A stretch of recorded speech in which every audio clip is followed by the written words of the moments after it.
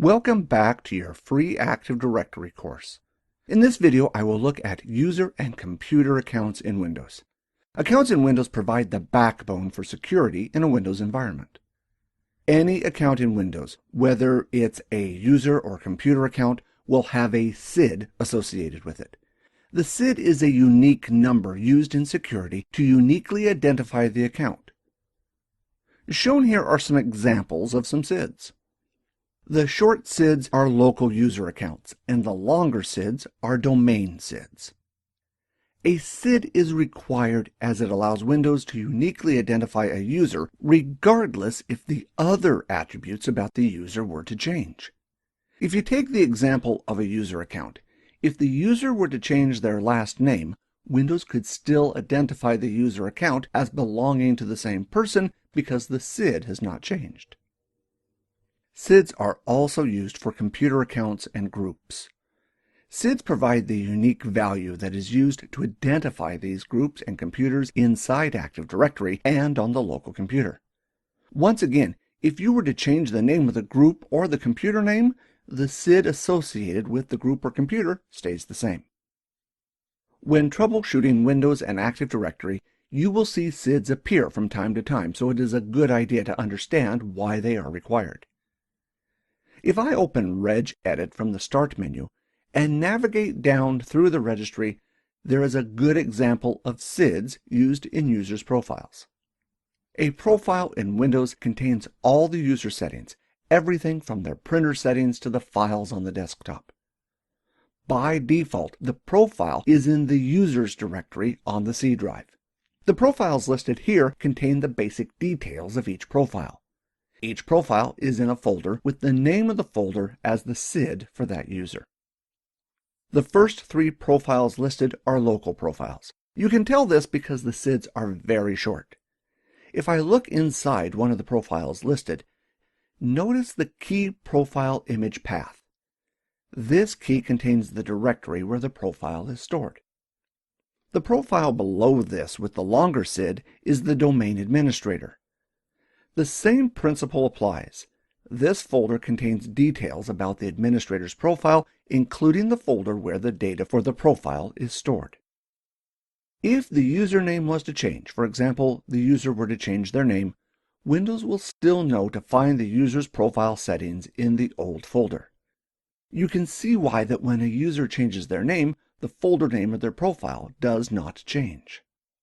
This is one reason that when a user changes their names, I will sometimes create a new user with the different name and transfer over their settings and documents. This method ensures settings like the profile folder are set to the new name. If you do decide to take this approach, make sure there is nothing tied to the old user like certificates. If there is, I would stick to renaming the account. If you want to change the profile folder as well, you can change it in the registry here and also rename it in the user's folder.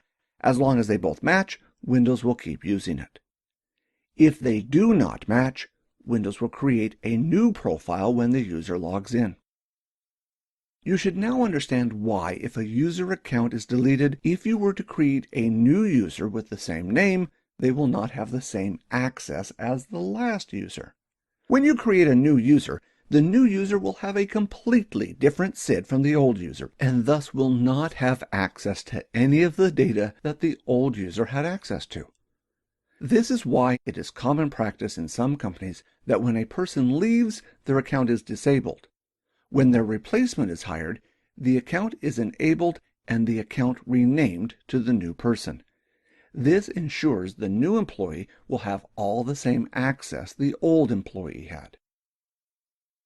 To demonstrate how a SID is connected to a user a bit clearer, I will open Windows Explorer and look at the security for a folder I created on the C drive of this computer. I have disconnected this computer from the network so it does not have access to a domain controller. Since the computer cannot access a domain controller, notice that two of the permissions are listed as the SID rather than the username. If I now reconnect the computer to the network and press Edit, notice that Windows will contact a domain controller and get the usernames for the two SIDs and display the username rather than the SIDS. This is why you can easily change usernames in Active Directory without having to worry about the effect it will have on permissions. To understand a bit more about how accounts and SIDS work in Windows, let's have a look at the process that happens when a user is authenticated by a domain controller in a domain. When a user is authenticated by a domain controller, an access token is generated for that user. The access token can then be used to access other resources on the network. Inside the access token is the user's SID. When this access token is presented to another system, say a Windows server, the SID inside the token can be used by the server to identify who the token belongs to. The server will then look at its access lists to see if that SID has access. However, as we will see in later videos, good administrators use groups to provide users access and make administration easier. If this user was a member of the sales group, for example, once again, as we have learned, the sales group has its own SID. It's a simple matter of adding the sales group SID to the user's token when it is created. Now, when the token is presented to another system, the other system checks its access list. In this case, the sales group is in the token and on the server's local access list, so the user will be given access. You may be asking yourself, what would happen if the user was removed from the sales group after the token had been generated? The answer is the user would still have access because the security token contains the SID for the sales group. The same applies if the user was added to, say, the marketing group after the token was created. The user would not have access to any of the marketing files because the security token does not contain the SID for the marketing group. To fix problems like these, the user simply needs to log off and log back on. When they log back on, a new token will be generated with the new security information. Before I start looking at how to use user accounts in Active Directory, first I want to look at the naming standards that you will see when using accounts in Windows. The old naming standard that dates back to Windows NT is domain/username. This was based on the older NetBIOS naming standard, which did not support as many characters as DNS does.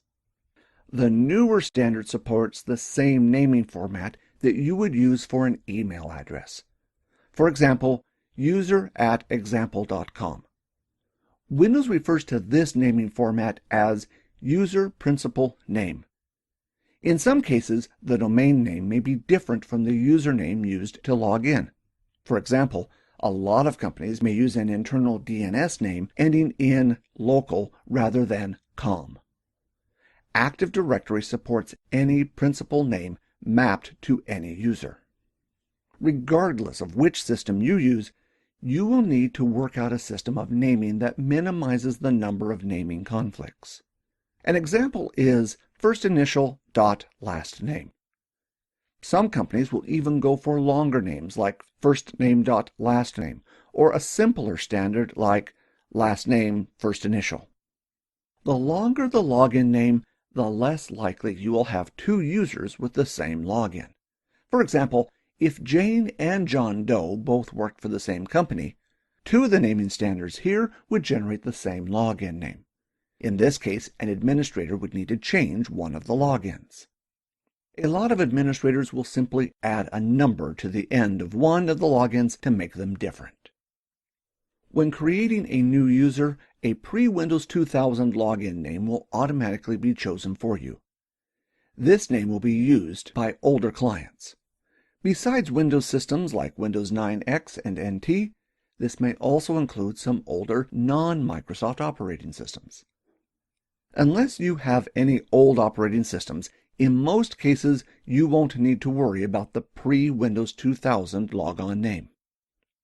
The reason I bring it up is that it is limited to 20 characters. In your naming standard, if you need to use the pre-Windows 2000 logon names, consider the 20-character limit when thinking about how your naming standard will work. This covers the basis of accounts in Windows and Active Directory. In the next video, I will look at how to create a new user account in Active Directory. Thanks for watching.